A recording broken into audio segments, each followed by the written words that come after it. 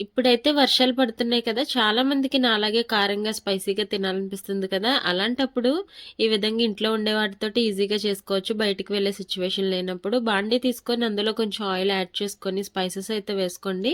మీకు సరిపడా వేసుకొని మీరు ఏ విధంగా తింటారో ఆ విధంగా వేసుకొని ఆనియన్స్, పచ్చిమిరపకాయలు చిన్న ముక్కలుగా కట్ చేసి వేసుకోండి. లేదంటే స్లైసెస్‌లాగా కూడా కట్ చేసి వేసుకోవచ్చు.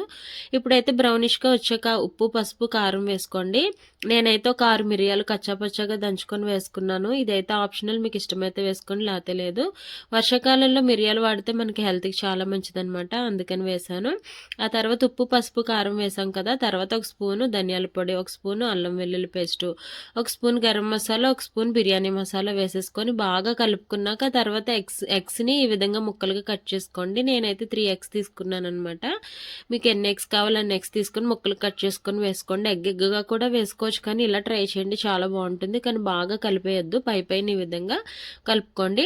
ఆ తర్వాత పొడి పొడిలాడే రైస్‌ని ఇందులో యాడ్ చేసుకోండి. మొత్తం అంతా కూడా కలిపేసుకోండి. ఫస్ట్‌లో సాల్ట్ తక్కువ వేసుకోవాలి ఎగ్స్‌కి, లేదంటే ఎగ్స్‌కి బాగా పట్టేస్తుంది.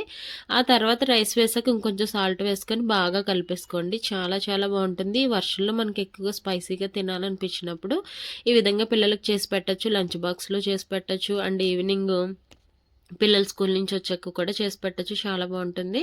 సో, మనకి ఒక్కొక్కసారి అన్నం మిగిలిపోయినప్పుడు కూడా ఈ విధంగా చేసుకోవచ్చనమాట. డెఫినెట్‌గా ట్రై చేయండి, మీకు నచ్చుతుంది. అండ్ లాస్ట్‌లో మనం ఇష్టమైతే నిమ్మకాయ పిండుకొని తింటే ఇంకా బావుంటుందనమాట. ఆనియన్ తోటి సూపర్‌గా ఉంటుంది. వర్షాల్లో వేడి వేడిగా తినాలనిపించినప్పుడు మంచి రెసిపీ. తప్పకుండా మీకు నచ్చితే లైక్ చేయండి, సబ్స్క్రైబ్ చేయండి.